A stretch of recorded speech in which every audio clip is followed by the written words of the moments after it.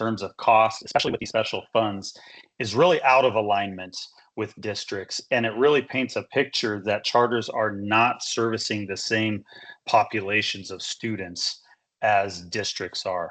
And so, to demonstrate that point, I'm actually going to jump ahead to a slide and we'll come back to it.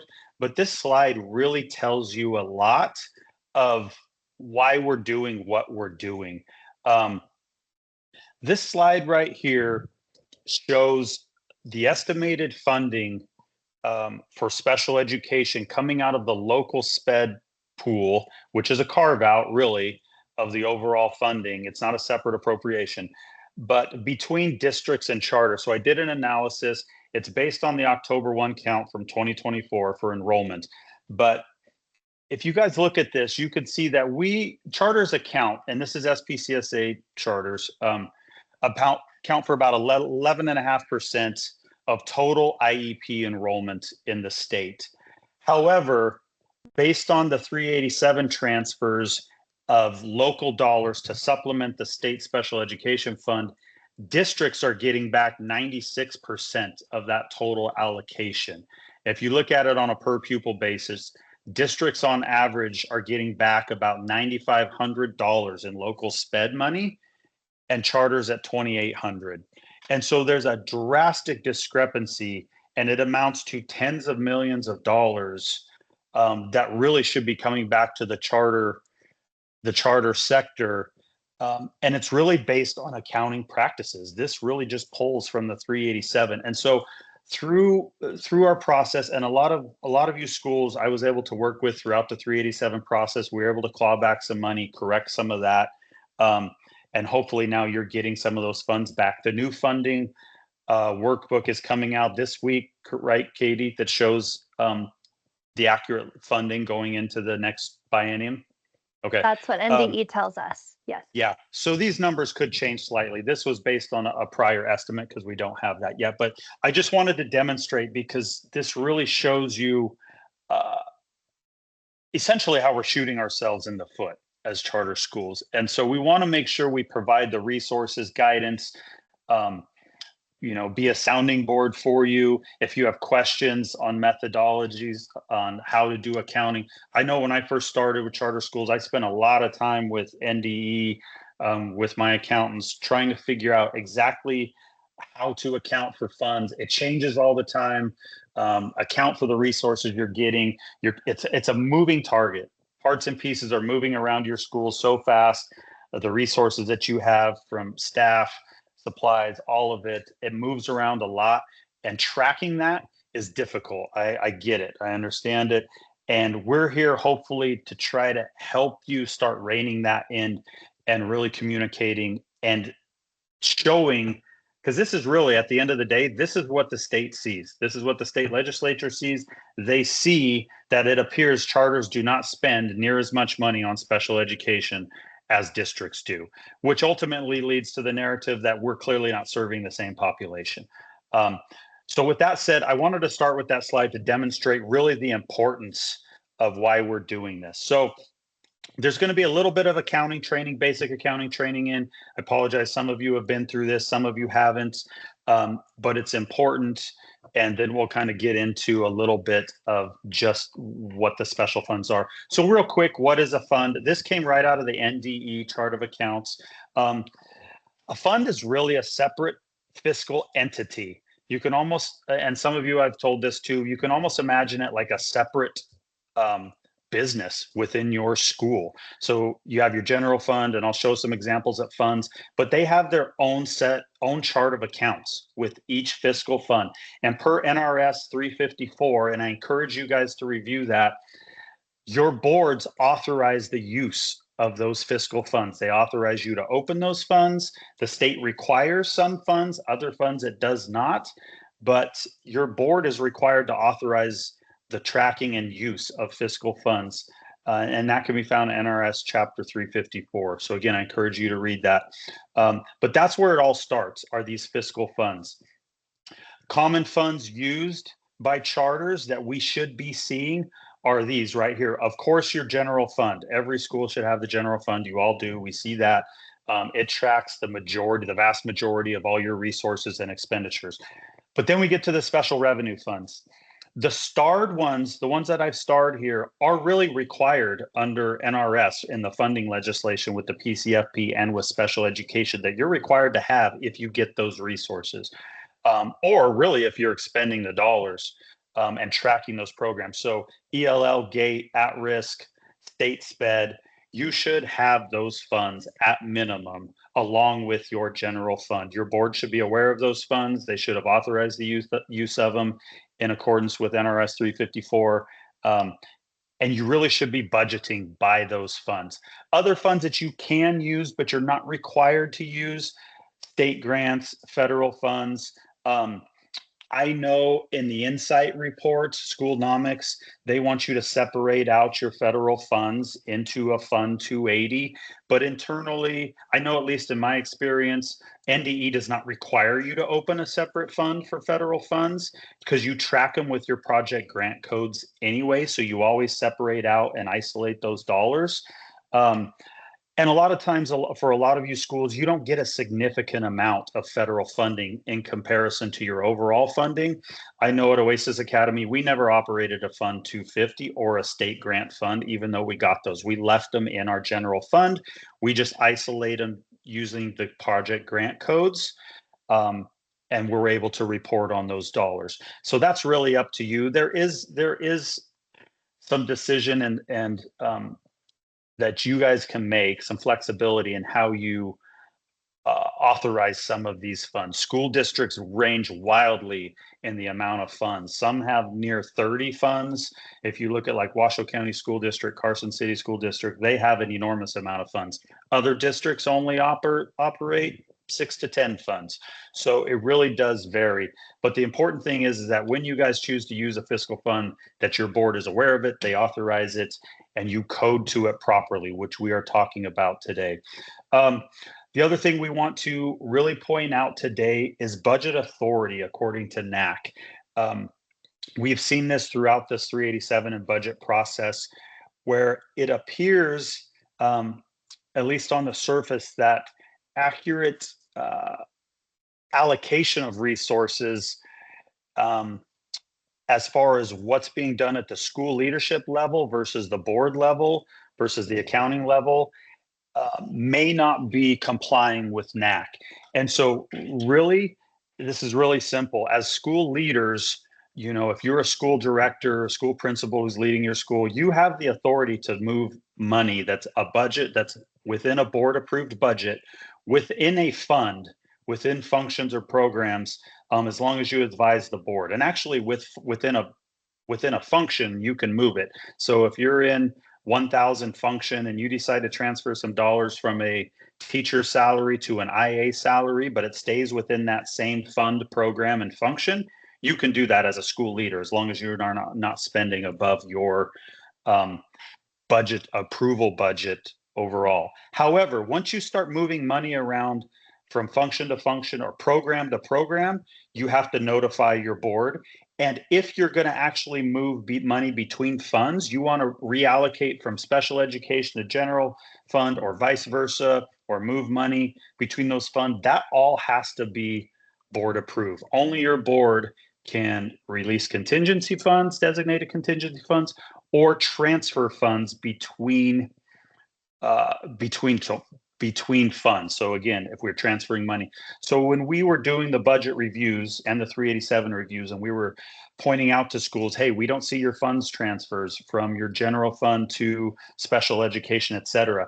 That should really be budgeted, and your board approved those in advance, and then you may need to do an amended budget. We'll talk about that later, but technically your board has to approve that because that budget authority rests with your board of directors. So we wanted to make sure to point that out. Melissa, do you want to add, or jump in if you want to add anything to these NAC or NRS conversations?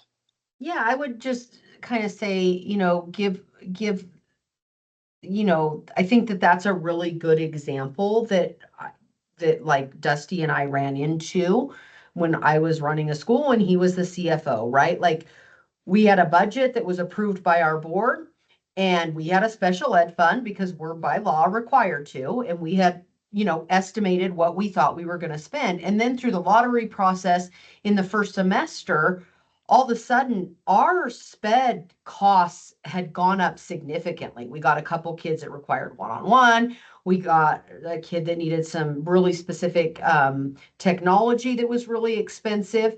And I could not just say, okay, well, I'm going to move an additional $30,000 from the general fund to the sped fund. I had to work with Dusty, take it to the board and get approval for that before not only I could do it, but more importantly, and equally as importantly, before I spent it, right? Like you have to do it before you expend the funds by law. So I think that that's just like a really good real world, very likely scenario that can play out in a school.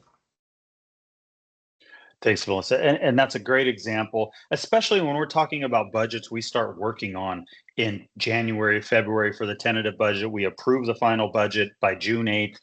Who knows what you're going to get as far as enrollment, what your student population makeup looks like come the start of the school year.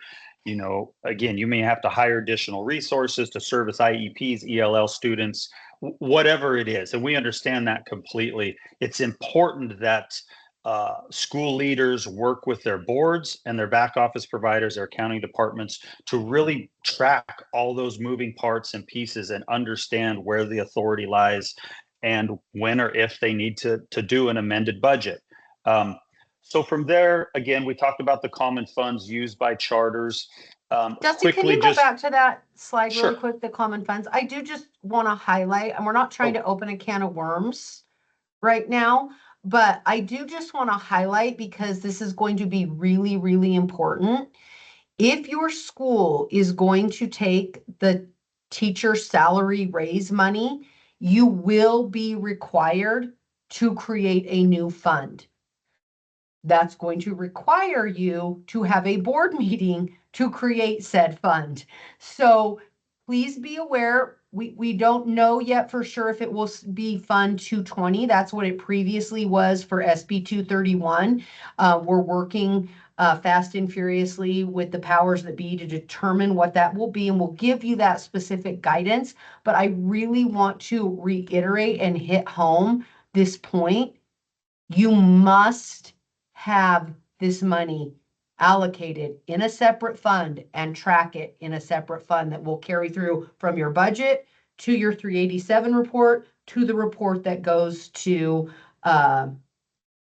IFC when this is, or the legislature when this is all said and done.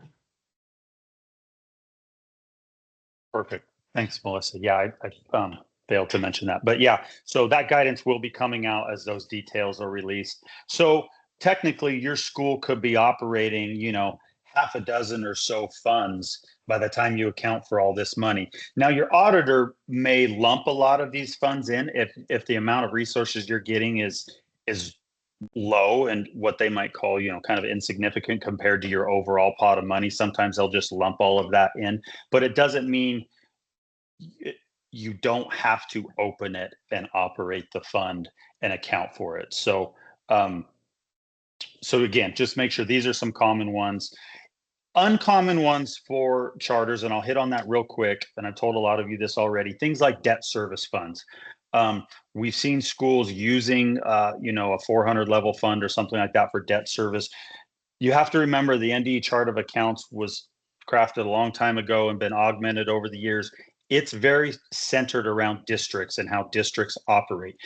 The vast majority of districts in Nevada get designated property tax dollars to service their debt. You generally don't open a fund unless you have designated revenue in that fund to service whatever the services are in that fund. Districts use that to track those property tax dollars that come in to service their bond debt and so on and so forth. They'll transfer money from their debt service fund over to their capital projects fund. And then they'll isolate their capital projects using those debt, using those bond funds, et cetera. Charters don't really have that. I know some of you have bond financing, but you do not have designated revenue to service that bond financing in the form of like property tax dollars, et cetera. So those debts generally will just stay within your general fund. You'll of course account for them properly using the chart of accounts, programs, functions, object codes, et cetera. But you probably should not be operating a separate debt service fund. The other one I saw a couple of times were things like enterprise funds. Those can be big for districts who have programs where they generate money like a private business. That's really what those enterprise funds are used for. Things like catering programs. There's school districts that have construction programs that build and sell houses. They're designed to make a profit and are usually have some significant dollars within those funds. And so those boards have chosen to open a separate enterprise fund to really track those activities. 99% of the charter schools don't have something that significant that warrants the use of another fund. And remember, every time you open a fund, it's another fund your auditor technically has to audit and make sure all the funds balance. Most of those funds you'll zero out at the end of the year. Your auditor really has to report on those, isolate them, test them, do all those sorts of things. And so the more funds you decide to open, it's just the more work for your auditor to do. And probably your cost of your audit will go up. But you at minimum should have these required funds. And your auditor or accounting department will probably tell you if dollars are getting significant and they think you should open another fund. Yeah, then you and your board can make that decision. If you decide you're getting so much in federal funds that you want to open a federal fund, that's totally up to you. But again, personally, I would only do it if I had to. If my auditor was like, your funds are getting significant, you're getting a significant amount of federal funds, I would advise you to open up a separate fund for it or something like that. So other than that, I didn't want to open any more funds than I absolutely had to. Okay, real quick, account code structure by revenue, by expenditure. Again, you really should be budgeting by fund. I know in the state budget workbook, the budgets are mostly broken out by program, but those programs are tied to funds. If you've ever looked at a district, and we are in the process of looking at that budget workbook and potentially revamping it for future years. We're not going to change anything in this current year other than what we already did. But most districts budget by fund, and they show those funds by fund to their boards. And that's what their boards approve. So it really should be on a fund basis. That's what the state chart of accounts are designed. They're not designed on a government-wide basis. And you should be budgeting by fund, or at least be able to track it and know which programs are tied to which funds. So you're effectively budgeting by fund. So again, keep up with the NDE chart of accounts, and please ask us questions anytime. Address your questions to Nate and myself and Katie. We can help you talk through any of this as you are looking at your chart of accounts and might be unsure of how to code something, different accounts maybe you can create, etc. Okay, common expenditures, examples by funds and programs. Again, I just want to throw out some ideas that you would generally see. Here's your program, function, and object, which I just referenced up here, program, function, and object. And in your general fund, pretty much all of them are eligible for that. You're going to have your regular programs, which is all your general classroom expenditures, all your undistributed expenditures. There are some confusion around undistributed expenditures. The best way I can explain it, undistributed are school-wide expenditures that are not tied to a special fund. And if you come out of the private industry, it's basically your general overhead, things like insurances, your front office staff that service all programs, anything that's servicing school-wide, all programs from maintenance, facilities, front office staff, your school principals, all those sorts of things, that all goes in your general fund. And then of course, almost all the function codes and object codes will be associated with that, including most likely your debt. Any debt that you have, that's generally all contained within your general fund. It gets more specific when we start talking about special funds, specifically special education. Um, you might have a few different programs within special education. 200 is the program that encompasses the majority of your special education work. But if you operate a summer school that targets special education students, you could separate that out into program 240. It's still within your 250 special education fund, but you could separate that out in your 240 sped summer school. Same with regular programs. There's a specific summer school program. If you run a significant summer school and you want to track it, you could isolate that program out as well, which is 140, I believe. And then if some of you are running an early childhood thing that has special education dollars supporting it, then a grant that supports that would go in your sped fund, and you might have that. But the vast majority of you are probably only operating one program. That's 200 special education. And then your functions that are associated with that, 1,000 is all your direct instructional related functions, expenditures. And then you might have some support services in the 2,000s, like therapists, speech, psych, occupational therapy. Those things are generally coded in your 2,000s.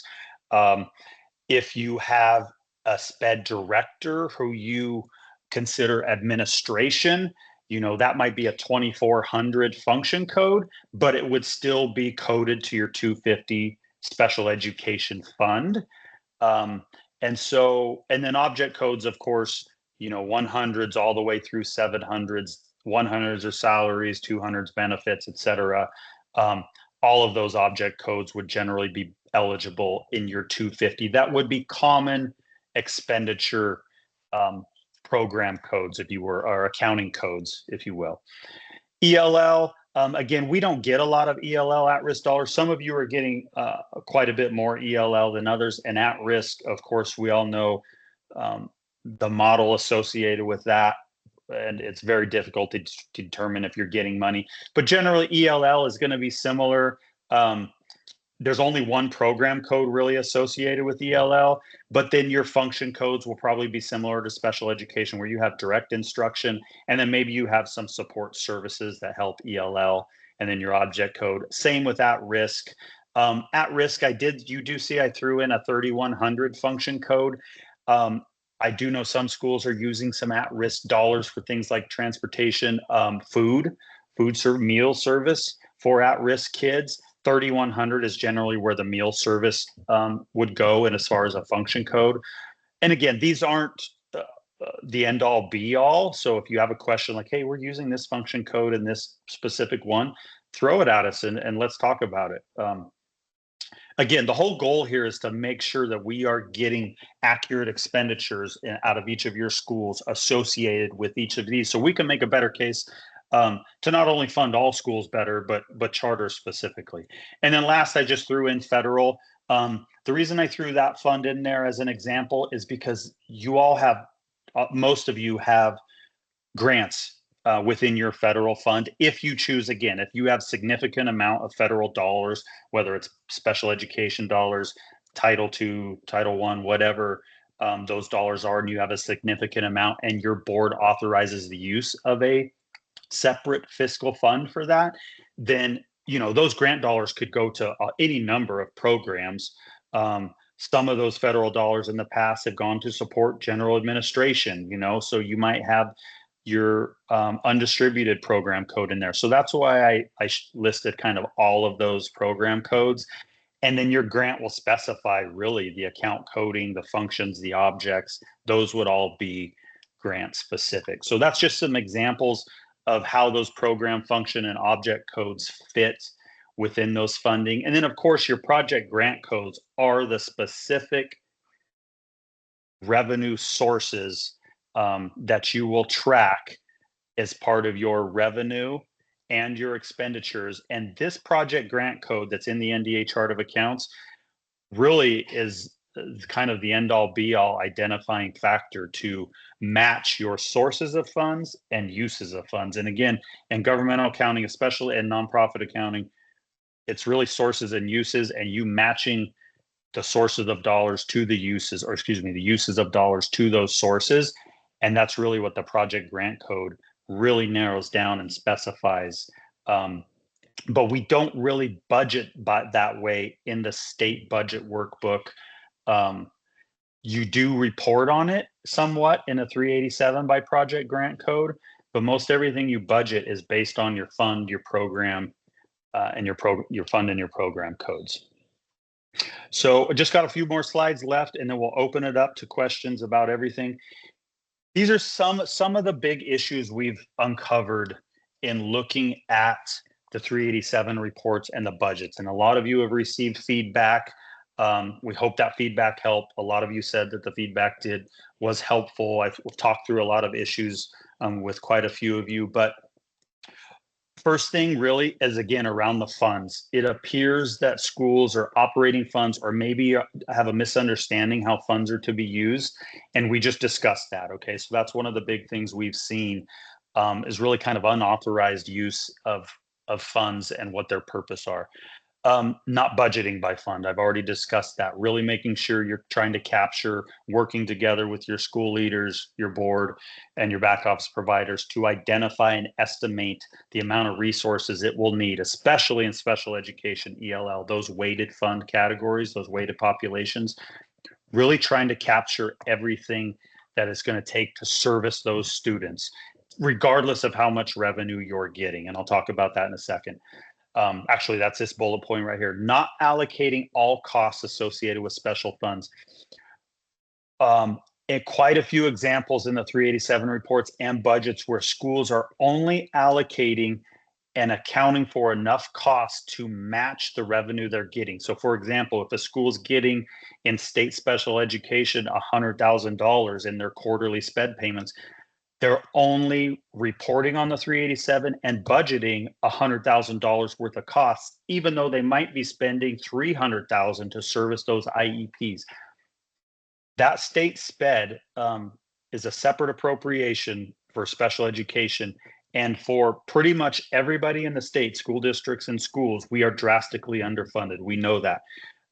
Based on your October 1 count of IEPs, there's almost no way, unless all of your IEPs are extremely mild and they're mostly within your general population, there's almost no way to service all those IEPs with the funding we're getting. You are going to be using general fund dollars to supplement your state SPED to make sure you're meeting all the needs of those IEPs. And that's where we're seeing schools are not making that transfer. And that's directly where the local SPED dollars come from in that first table. And I'm going to show you that table again. But your IEPs are going to cost what they cost. And obviously, there's maintenance of effort tied to that. And you don't just want to willy-nilly throw extra costs at those. However, you do have costs in there that you have to serve those IEPs. You need to make sure you're accounting for all of those in your special education ELL at risk, regardless of how much money you're getting. That's what the transfer is for. And that's where I note here that equalizing cost to revenue received, it's not a grant. It's just all the money the state has appropriated and they're underfunding us, and you got to make up for it with other funds. Next thing, not budgeting for or recording fund transfers. Again, this is all kind of tied together, not making sure that you're transferring money over from your general fund. The norm is you're probably going to spend more in ELL, at risk, and special education than what you're getting. So in your budget and your 387 report especially, you're probably going to be moving money from your general fund over to both of those to make up the difference. You're essentially your deficit spending in each of those funds, and you have to make up for it. You can't run a deficit in those special funds. And the only way where you can pull money from is your general fund. So you transfer it over. No different if you had you were operating multiple businesses, one was profitable and three were failing. You're probably going to support the other three with the profitable one. And that's really essentially what it boils down to. So we're not seeing those funds transferred over. Another thing is amended budgets. It sounds like from our discussions with a lot of the schools that many of you either don't do an amended budget on a regular basis at some point throughout the year. You just leaving your June 8th budget as your final budget. Amended budgets are generally a best practice, especially if you think about it. June 8th, again, you don't know your population makeup. Sometimes we don't know all of our funding, especially with grant funding, federal dollars that are coming out. You don't know all that by June 8th. There's way too many unknowns. The other thing is you don't accurately have a picture of your ending fund balance from the prior year. You don't have that fully dialed in until your audit is complete, which is due to your school leaders by November 1st, and your board has to approve by the end of November. And so a best practice is really, as Melissa stated earlier, first of all, if you get a significant amount of money in, let's say in September in grants, or something changes drastically within your enrollment population, like a special education student that needs additional resources, you may have to amend a budget in September and then amend it again in December or January. There's no limit necessarily on how many times you can amend your budget. Would I recommend amending it once a month? Of course not. But it is a best practice to amend your budget at some point in the year to accurately, number one, inform your board what the changes are throughout the year, and then for your board to authorize those changes, and for you to basically comply with NRS and NAC to expend those funds that you're getting, however that the makeup of those funds has changed. And so it is a good practice to amend budgets. Last point here, I want to make: potential lack of coordination between school leaders and accounting departments. In our discussions with both school leaders and accounting departments, this kind of ties in with not amending budgets, making sure there's a constant open communication with all the moving parts and the things that you guys are dealing with between all of those parties. Katie, did I freeze up? No, No. you're good. You're good. We can hear you. While Dusty is figuring that out, I'm going to tell you about a couple of like real world examples that like Dusty and I ran into. So this is two real world examples where I really had to coordinate with Dusty, right? We went out and we bought a new language arts curriculum. And Dusty, we budgeted for it. It was over $100,000. It was a big one-time expense. It was in our budget. But what I failed initially to tell Dusty as the school leader, and how would he know if I don't tell him that a certain percentage of that $15,000, say, was the supplemental material for English language learners. That money that was for the English language learners needed to go to that fund, not just the general fund, right? Another real world example that happened was, let me just move on. Another real world example that happened was we had an IA that was being paid for out of the general fund. Around, November, we got a kid in the lottery that needed a one-on-one aid or support in the classroom. So, we reassigned Susie Q to now be a one-on-one aid.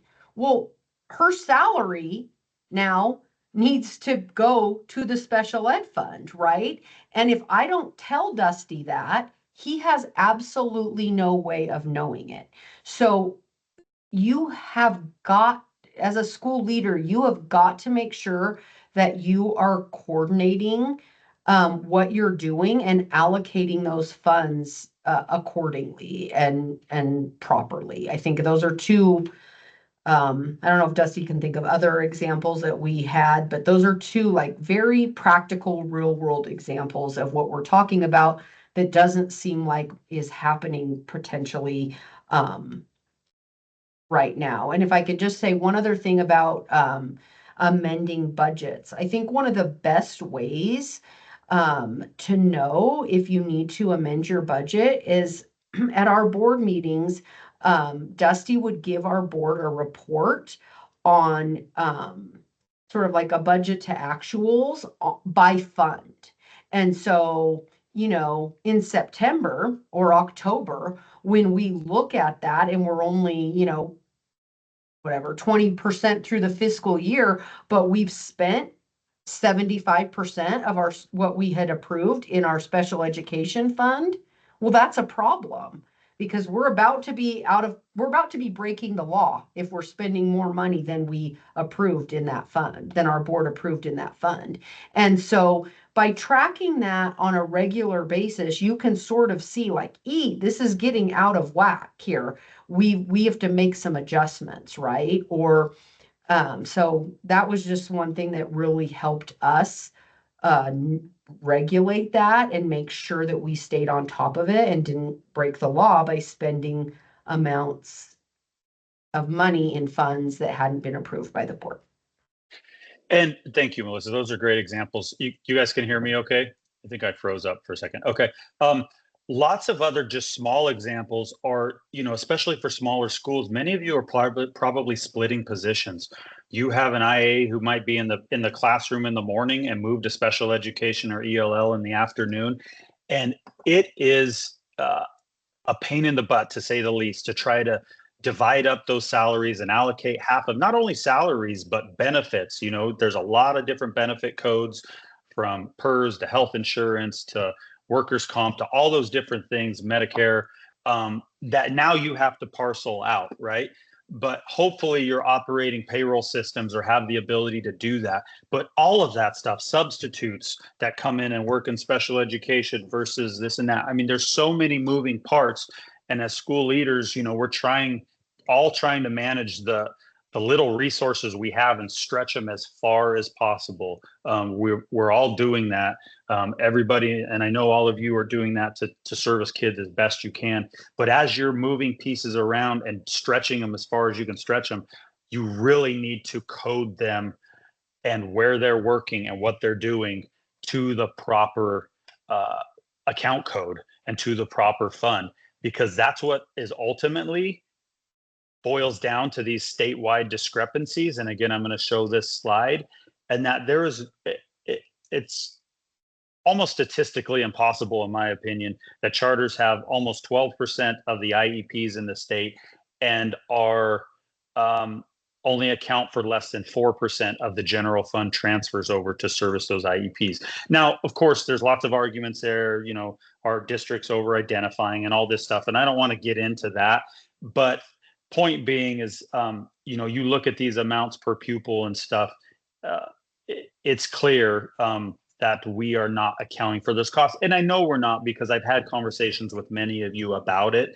some confusion around it, and really communicating and understanding what's going on in your schools to make sure that you're accurately capturing all those moving parts and pieces, because it does affect our funding. It does affect the narrative around charter schools, et cetera. One of the last things, real quick, just kind of wanted to talk briefly about the difference between what the state appropriates for funding versus grants, because again, we've seen some confusion around, well, I didn't know I could spend more than what my state special education allocation was. And that state special education is an appropriation from the legislature to fund special education, just like base funding is, but it is not a grant where you're constrained by only being able to spend what you get. That there's a difference in that. And so, the PCFP is made up of auxiliary services, which is really around the districts. That's transportation, primarily. Base funding, which is really adjusted base funding after you do attendance zone adjustments and district size adjustment. That's all kind of built into the attendance zone adjustment. And then your weighted funding, ELL, at risk, and GATE. local sped is a carve out and is built into the PCFP, but it's not a separate appropriation. It's really a carve out from the general fund. And then state sped is outside of the PCFP. It's outside of what we call the waterfall and is a separate appropriation, but it's not necessarily a grant. And so please, again, make sure that you're not treating it like a grant. You're tracking it like a grant, of course. You're costing everything. But if you only get $100,000 and servicing those IEPs cost you $300,000, then you should have a $200,000 transfer budgeted to cover those additional costs from your general fund. And we just want to make sure we kind of clear that up and where you understand. And again, if any of you need further clarification on the mechanics of the PCFP, how that funding works, please just shoot us an email and I'm happy to dive deeper into that. Okay. Dusty, really quick before you go to Sure. questions, and I'm not trying to put you on the spot. If you don't have it open, just say I don't have it open. But do you have that one table that showed the amounts? I just like to use maybe like even legacy as an example that shows like, you know, the $7,000. I do. Hang on. I apologize. Let me know if you can see this spreadsheet.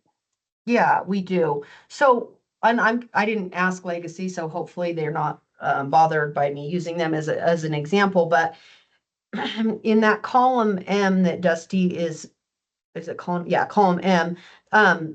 That's kind of showing you like per pupil how much those districts transfer in to service their IEP kids. And you can see so if you scroll then down, like look at legacy, like Dusty worked really closely with them to like fix and true up their 387 report. And now all of a sudden this year, look how much more they're getting back in local sped dollars because they did their 387 report correctly, right? And they actually, so there's just like, this is so important because in like my school leader hat, wearing my school leader hat, like you're leaving money on the table because you're spending more money than you're giving yourself credit for. And that money, I don't want to say it comes back to you, but it does. It comes back to you in the local sped dollars. And so there's a really big through line between budgeting this correctly and allocating everything correctly, reporting out on the 387, and then it's going to come back to you. And Dusty, you can probably do a finesse what I just said a little better, but. No, Melissa's absolutely right. And just to show you the difference, like in ELL and at risk, those are really funded on a per pupil basis. And you can see, you know, of ELL enrollment, districts have about 88%. They're also getting 88% of the funding. At risk, they have about, according to the Infinite Campus model, about 96% of the students, they're getting 90% of the funding. So that all matches. It matches until you go over to SPED and you look at local SPED. You know, they have 88% of the IEP enrollment, but they're getting 96% of the dollars. And it's a direct reflection, as we said, of how we're doing our accounting and accounting for that. And I would argue that we're, you know, servicing really a lot of the same kids when it comes to ELL and at risk especially. But that's a separate topic. So with that said, I'm going to stop there. That's about 45 minutes. And I will open it up to Q&A. And Katie, if you'll kind of run that, I would appreciate it.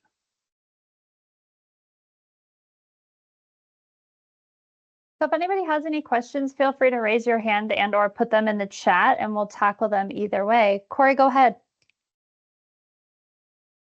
Hi, everybody. Thanks for this. Super helpful. I guess one question that occurred to me is that it sounds like we all have potentially some new board governance approvals that we need to do. And certainly it was clear that for fund transfers or budget amendments, we've always done budget amendments with the board, but I'm wondering if there's any kind of one-time catch-up board approvals that might make sense if this is somewhat of a catch-up process that we're going through. Does that question make sense? I think so. So like, oh, go ahead, Mel. Well, what I would say is, I don't think there's any school out there who's going to say, no, we don't want the teacher raise money.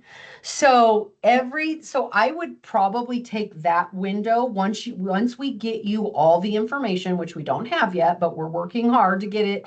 Once we get you that, and you know what funds you need to create, if it's going to be 220 or something else, and we get you your allocations, I would take that opportunity to sort of clean everything else up, because that is going to have to happen before we take this to IFC and get it approved. So you're basically, when that guidance for the teacher raises comes out, you're going to have to schedule a meeting to get it done in the window that's going to be required.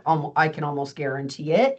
And so right now, I would be working on all the other things that you need to like get that all taken care of. So then when that guidance comes out, that's the last thing you have to do, is add that teacher raise fund, and then get a meeting scheduled and get it approved. Super helpful. Can you think of as a follow-up, some of the big buckets of likely catch-up approvals that many schools may need to do alongside the teacher salary increase? Like, it might be helpful to just articulate them in broad categories if possible.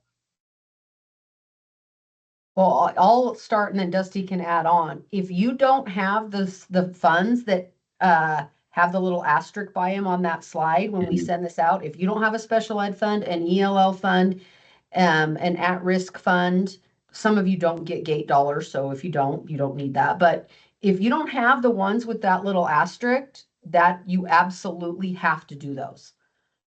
It's a must. Yeah, great. Do we know the timing?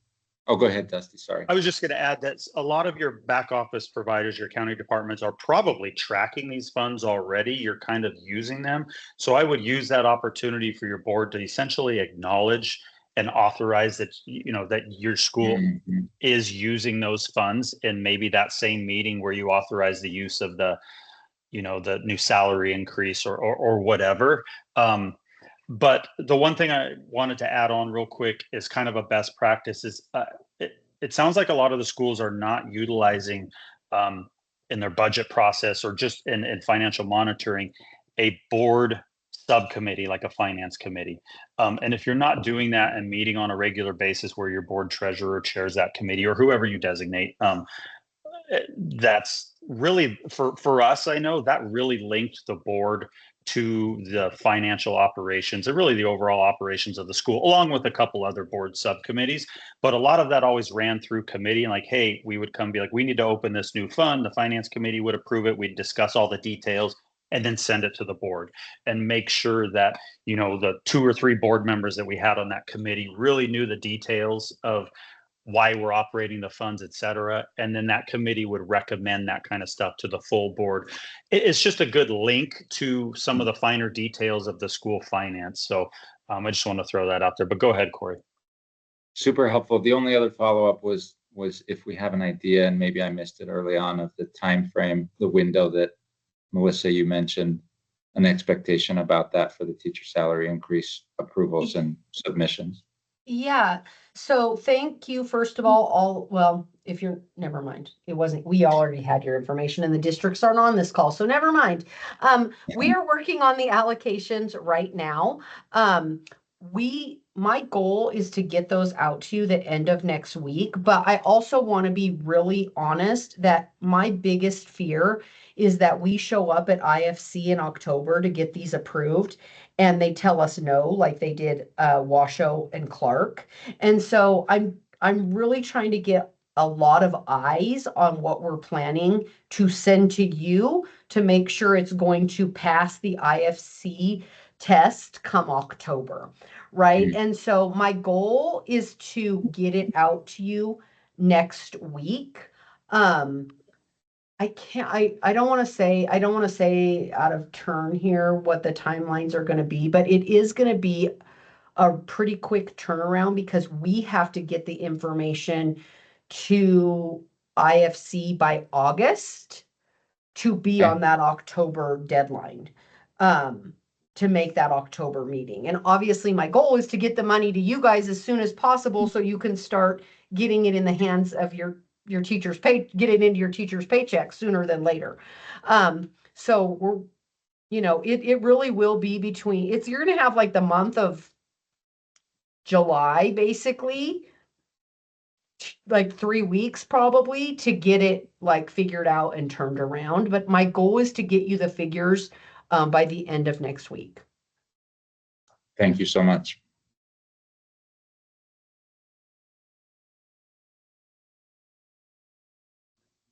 Hey, can I ask a follow-up question on that? Sorry, Katie, I didn't answer or didn't raise my hand. This is You're Emily fine. from the Cupo. I've never understood the hand raise. I'm not very good at Teams, but anyway, thank you all for the presentation. I am wondering if any of you have guidance on, given the July turnaround, should I be putting new offer letters in the hands of my people and actually starting to think about starting to pay them a new salary on August 1? Or should I be telling them, we won't actually have any money until October, and then I will be back paying you? Yeah, I see you so nodding. Go ahead, Melissa. I do not pay them now. Do not give them a new offer letter. Like best case scenario, this is going to get improved in the October IFC. I don't know how much experience you have dealing with IFC, but it doesn't, you can be it could, there's a 50-50 chance that there's going to be something that they just want to push back on and be like, nope, sorry, come back in December. Like, right? So the best case scenario is we're going to get approval for this in October. As a school, what you can start to think about is how you want to handle it once you get that information. Do you want to just then, let's say, spread those payments, the raise amount out through the remaining payments in the contract? Do you want to give them one big lump payment to make up for the previous months and then spread them out? Like, you're going to have some autonomy to figure out like how you want to distribute those funds once they're approved. But don't do anything until this gets approved by IFC. So then it sounds like if I'm managing expectations, I should not be telling my people that I'll know anything this summer. I should keep them on the offer letter that they have at the current budget, in my budget. I should say worst case scenario. Well, I guess if you gave me the best case, I think I need to know the worst case. So maybe that's my next question on it. I guess in terms of my budget for next year, at this point, I'm budgeting salaries that are without that raise, right? Right. So I will have to, I'll get a new fund and I'll have to obviously like budget that. It seems like, yeah. Okay. So I guess if I'm thinking best case scenario have that versus, in your budget. You'll have that amount in your budget once you get that fund, because your board's going to have to approve that. I'm just making this number up, so please don't put any stock whatsoever in it. But Equipo Academy is getting $100,000 towards teacher raises, right? You'll have that in there, and I would be honest with your teachers, like it's coming, and this is how the schools are going to have autonomy about how they're going to get to spend that money, right? Because we're figuring it out on a per eligible employee basis. Well, eligible employees are pretty much every single person except administrators. mm-hmm. So we're going to say Equipo Academy had, 10 employees eligible. They're getting $3,000 per employee. That's $30,000. That doesn't mean that Equipo Academy has to divide it up that way. You might say, we're going to give our math and science and special ed teachers more of a raise. And we're going to give, our support staff like IAs and secretaries and those people less of a raise. Like we're trying to give you as much autonomy as possible to spend the money the way that's going to best serve your school. So I would be honest and open and transparent with your staff. Like, this is the amount we've been given. This is what we're proposing. to do. This is how, but we do have to wait for IFC approval before we can distribute the funds because we're not going to have the money to give you until then. So Mhm. Cool. Thank you for that. And that is really helpful. For the IFC side, is there any guidance on either like what the IFC approved for Clark and Washoe, just so that we're hitting the ground running in July in terms of what are possible iterations of this? I'm a little worried on a turnaround that if I have no Yeah. idea what I'm starting from as like a template or a rubric or Yeah, anything we're like gonna- that, I'm just going to we're be kind of going to give you a very specific template, Emily. Cool. I'm going to say that it's error proof. Like you're not going to be able to screw it up. We're going to give you a specific template and some very specific guidance. And what you'll have autonomy on is how you want to distribute those funds, how you want to split them up. But we should be preparing our people to be getting the same paycheck they have been getting for August till at least October, if not into January, with potentially a windfall or something else along those lines. Yeah. And this is the same thing if it's not ideal, and it's kind of the sucky part about this law because it's not ideal, but this is the same thing the districts went through, right? Like they didn't have the money to start out the school year, and it was very frustrating, and it is very frustrating, and it's very annoying. But despite our best efforts, this is kind of where we ended up, and we were in a beggars can't be choosers at the end there, and it was like, we'll take the money. Thank you. Cool. Thank you for all those answers. I would add the one thing to start preparing with for those funds, though, is benefits, specifically PERS and how you're going to catch PERS up. I don't know if the money, Melissa, if you know at this point that money can be used for benefits, but I doubt it. Or can it? Yeah. So, okay. It can be used. So you know how PERS went up a whole bunch this year? You cannot use this money to cover those costs. It is very explicit in the law. You cannot do that. What you can do is if Katie Broughton is a teacher and she's getting a $2,000 raise, and with that $2,000, well, I'm going to use a different number, $1,000, because the math is easier. $1,000 raise. Now $38, her PERS went up by $38 or $380 or whatever it would be. The zeros are getting hard here. You can That's pay. right. You can pay the increase in PERS that goes with the increase of the raise. So does that make sense? So you can't supplant it. Like you can't, the 3% increase, you can't pay for that, the standard flat, but whatever the raise is that you're giving, you can do the benefits that correspond with whatever the raise was. Does that make sense? I see Corey nodding, so I mean to assume that that makes sense. So essentially, you can fit it in the same bucket. So if a school is getting $100,000, to your example, Melissa, they could fit salaries and the benefits associated with those salaries within that $100,000. They don't have to eat the benefits on top of Yes. the $100,000. Yeah. Correct. Okay. It looks like AP has a question of if the schools will have to be able to match the funds for salary increases as was required coming out of the 2023 session for Clark and Washoe. I am happy to report that no, you will not be having to do any matching. Mostly because funding was flat and there was no matching funds to give. And also we worked really hard to make sure that didn't happen. That too.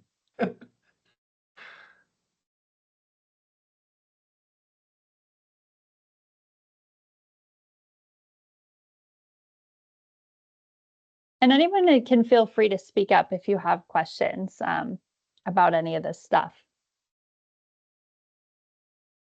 And I will just say one last thing, since it doesn't seem like you guys have any more questions that you want to ask in this large group setting.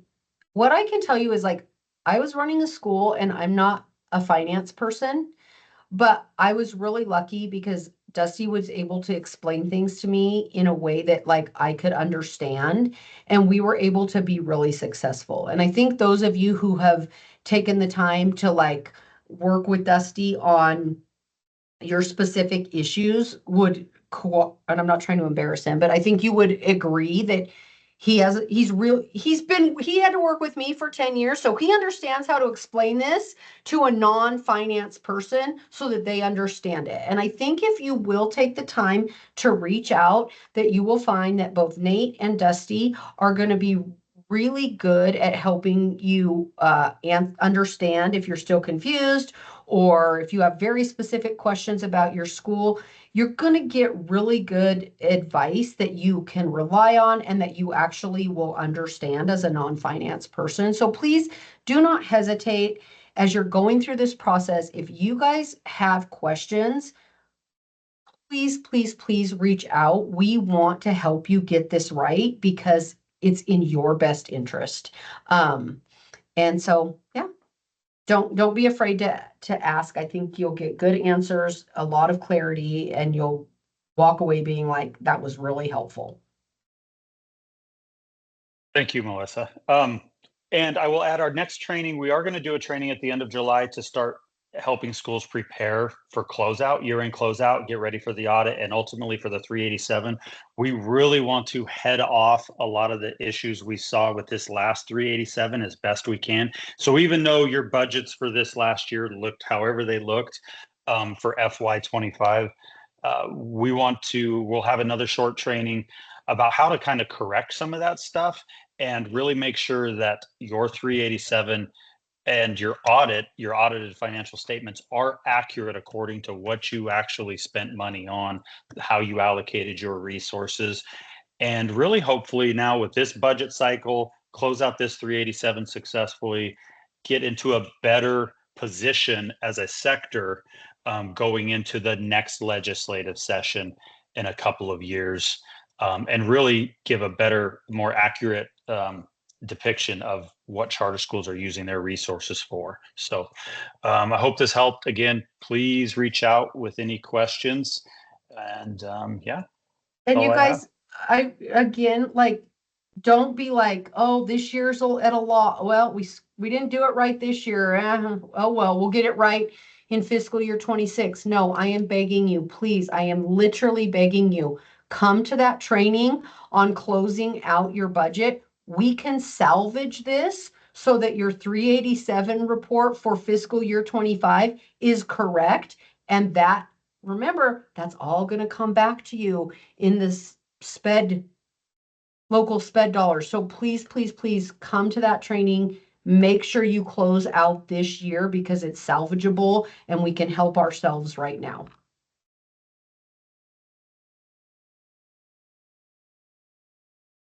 Emily, I will send out an email after this. I'll send it to all participants of this event. It'll include a link to, I put it in the chat as well, but it'll include a link to the Canvas, and I've already put the slide deck on that Canvas for this training. I'll put this recording up there as well. And in that email, I will copy our finance team and put in all their emails as well, just so everybody has access to it. If you're a school leader and you want that information to go on to, your accountant or whatever, please feel free to forward that on to anybody it may be relevant for. I don't want to, spend a ton of time adding emails to your inbox in the summer, but I will send all that out. And then I'm also going to have it go in the Wednesday email for the next week or two, just so there's a link there so you can see the slide deck, you can see the recording, and everybody has access to that. If you don't have any of that or you need any other help getting this information, please let me know. Like I said, the link is in the chat. If you can access it from there, I'll send it out via email later today with everybody's contact information, and it'll be in the Wednesday email. So hopefully between all three of those places, there's one that you'll be able to find it.